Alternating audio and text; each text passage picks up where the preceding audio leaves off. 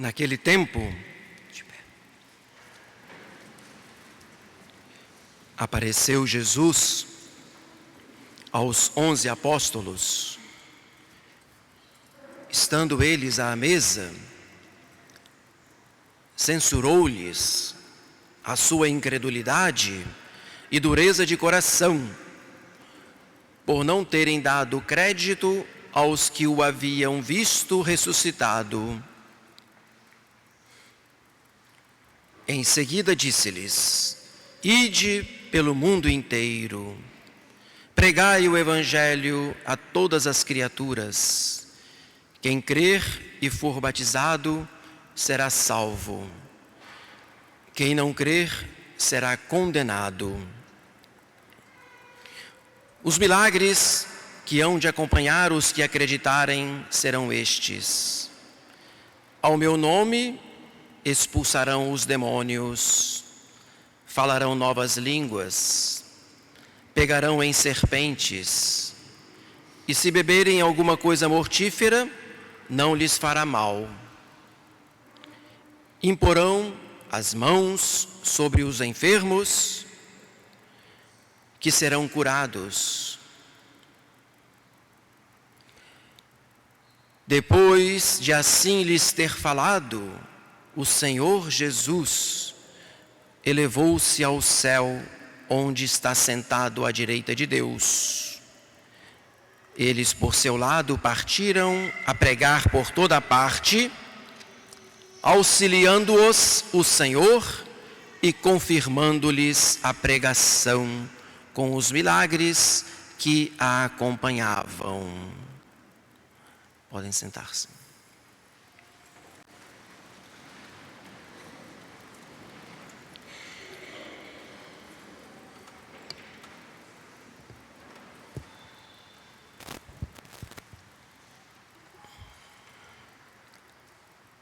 Acabamos de ouvir o canto do Aleluia, o Salmo 46.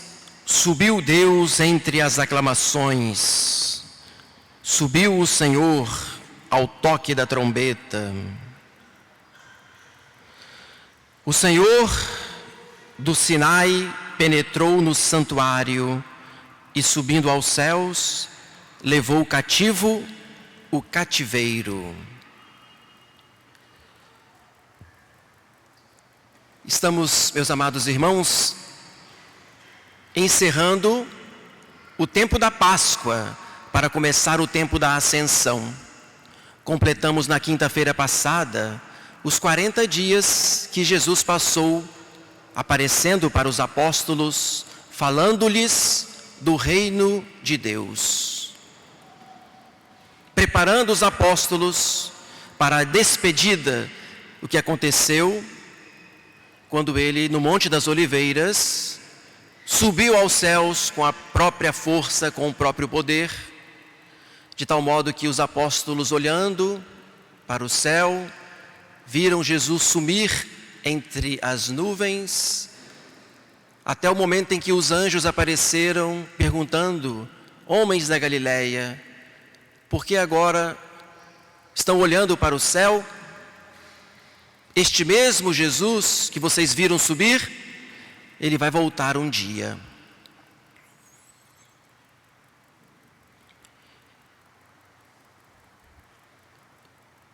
Nosso Senhor havia dado aos apóstolos a missão de pregar o Evangelho a toda criatura, batizando a todos e dizendo que para a pessoa se salvar é preciso acreditar. Quem crer será salvo, quem não crer será condenado.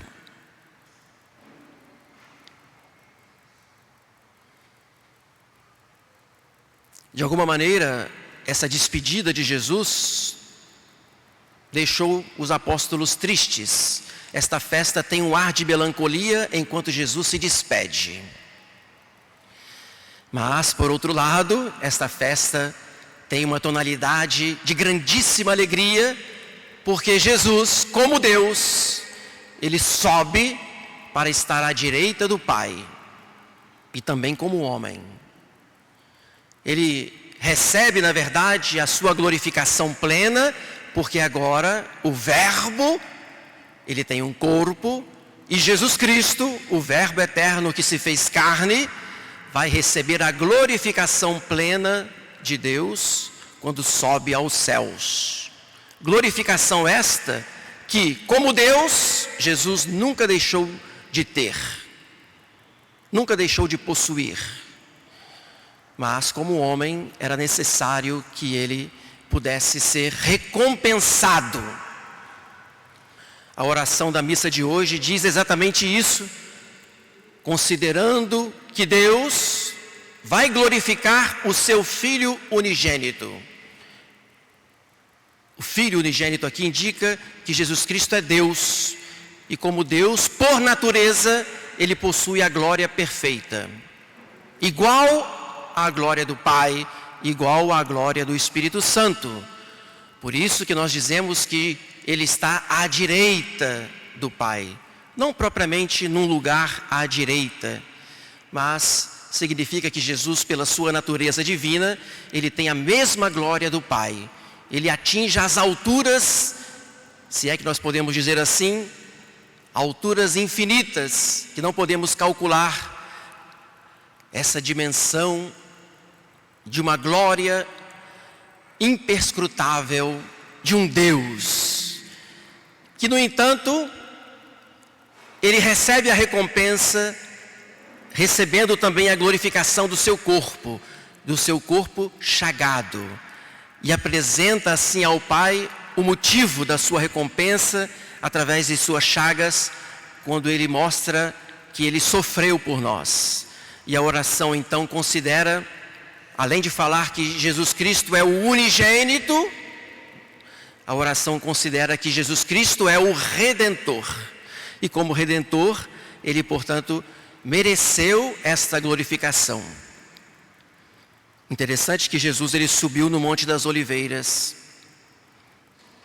Exatamente no Monte das Oliveiras, quando Jesus entrou em agonia, na quinta-feira santa à noite, e de maneira antecipada pela sua presciência divina, ele já sofreu de maneira condensada todas as dores da paixão, de modo que ele assim suou sangue.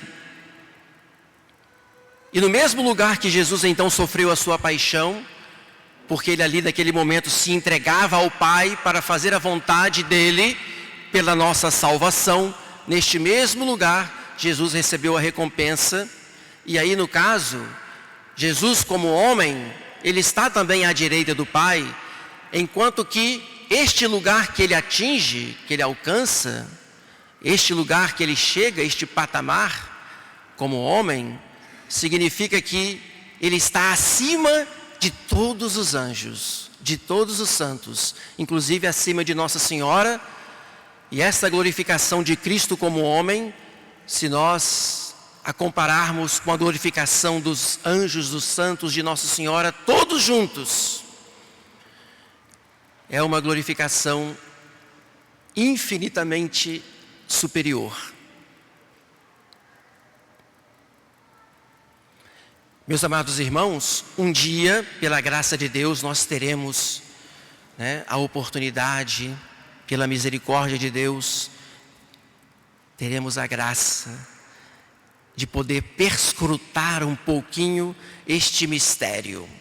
Perscrutar este mistério insondável das riquezas de Cristo e olhar a sua glória por toda a eternidade. E vamos perscrutar durante toda a eternidade, perscrutar, adentrar, penetrar neste mistério, e vai passar toda a eternidade e nós não vamos alcançar toda a beleza de Cristo, toda a sua glória, toda a sua majestade, todo o seu poder, todas as maravilhas que é a sua divina pessoa. E a gente deve se sentir impulsionado um dia a contemplar face a face a beleza de Cristo. E nosso Senhor, meus amados irmãos, o fato de estar à direita, significa que lá Ele também reserva para nós um lugar, porque Ele tem todo o poder junto de Deus. Na casa de meu Pai há muitas moradas. E o meu lugar está lá reservado por Jesus Cristo. Porque Ele é Deus, mas porque Ele é homem, e como Deus e homem, Ele sofreu por mim. Como Deus e homem, Ele mereceu abrir as portas do paraíso para mim, para você. E neste dia da sua ascensão admirável, Jesus já inaugurou o céu, introduzindo lá todos os santos do Antigo Testamento, desde Adão e Eva até São José. Mas essa procissão que começou no dia da ascensão de Cristo continua. Existem muitas pessoas que neste exato momento, enquanto eu estou falando, estão passando por estes umbrais do céu eterno. E já estão entrando na posse definitiva da visão beatífica. Essa procissão continua, nós precisamos entrar nela. E quando o catecismo diz que Jesus está sentado, aqui é importante a gente entender que nosso Senhor, Ele está agora tomando posse plena do seu repouso, do seu descanso. Porém, o fato de Jesus estar sentado não significa que Ele está inerte, ocioso. Significa que Ele está também nos observando, olhando para os santos aqui na terra, que lutam, que combatem, que se mortificam, que cada dia praticam as virtudes e que, claro, deixam os vícios e fazem a vontade de Deus neste morrer para si mesmo. E nosso Senhor contempla, portanto, no seu repouso e vê que a obra que Ele realizou não foi em vão, que o sangue que Ele derramou está sendo agora derramado, está sendo aproveitado, está sendo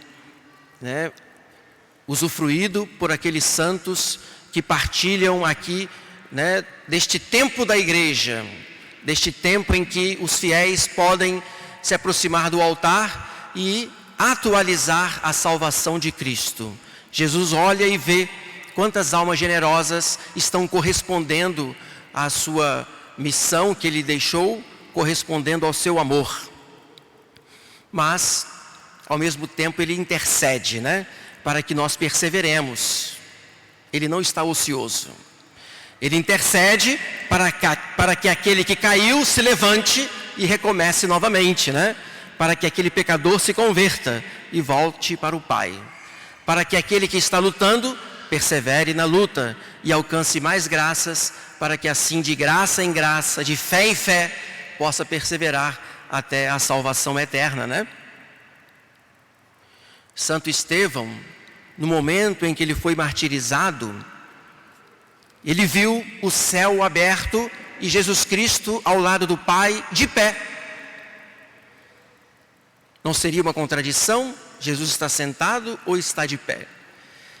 Os santos padres dizem que Jesus estava de pé no momento em que Estevão estava sendo martirizado, justamente porque de pé ele intensificava a intercessão por Estevão, para que ele não desistisse de derramar o sangue por seu amor. Por isso a gente deve entender que Nosso Senhor está o tempo todo intercedendo e nos ajudando para que possamos perseverar. Mas tem uma razão muito especial para Nosso Senhor interceder por nós. Tem algo que o deixa inquieto, que o deixa atento, para que Ele constantemente interceda junto ao Pai por nós. É o Espírito Santo que Ele prometeu nos enviar. Por isso que a gente entende que, se esta festa tem um ar de melancolia, enquanto Jesus se despede, tem um ar de triunfo pela glorificação de Cristo, mas também tem um ar de esperança, pois nosso Senhor prometeu enviar sobre a igreja o Espírito Santo, o que Ele continua fazendo, assim como Ele fez lá na vida de Estevão, para que ele não desfalecesse e desse a vida por ele, por Cristo. Assim o Espírito Santo quer vir sempre, para que possamos também conseguir a nossa perseverança. É impossível perseverarmos se nós não tivermos o dom do Espírito Santo, se não tivermos aqui dentro o fogo da caridade.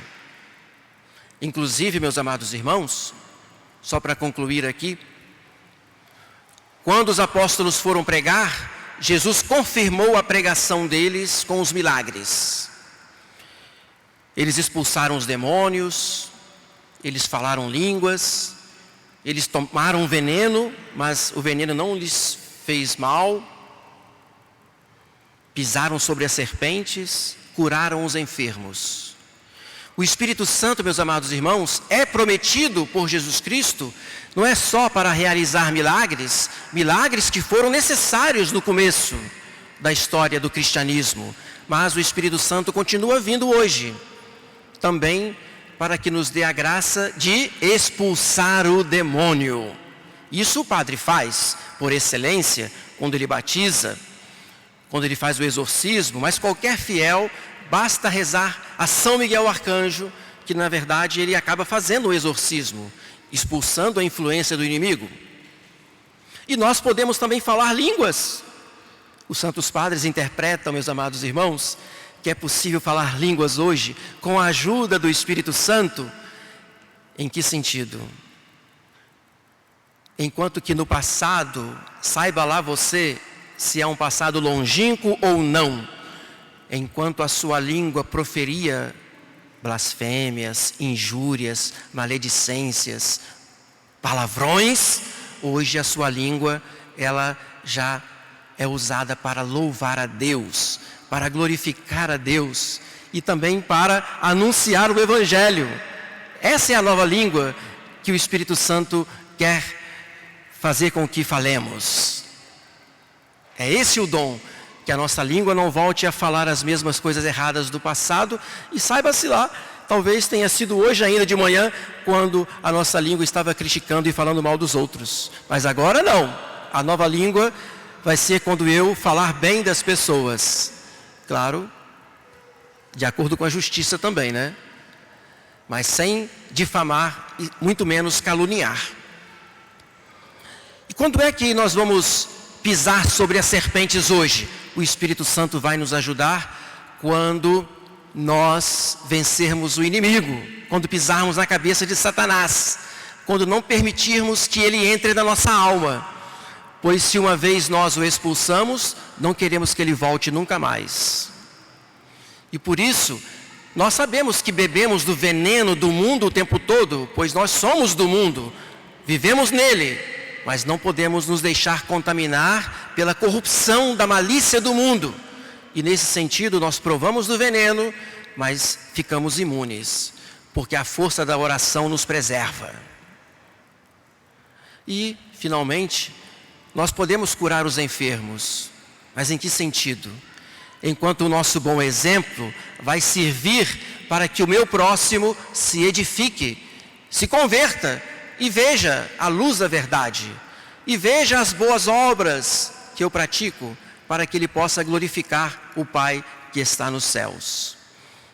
E por isso o Espírito Santo precisa vir, para que ele me fortaleça, para que eu seja de fato uma testemunha, e para que assim a minha vida seja uma pregação do Evangelho. Que nosso Senhor então, junto ao Pai, não descanse, mas que continue intercedendo e nos enviando o Espírito Santo Paráclito. Louvado seja nosso Senhor Jesus Cristo.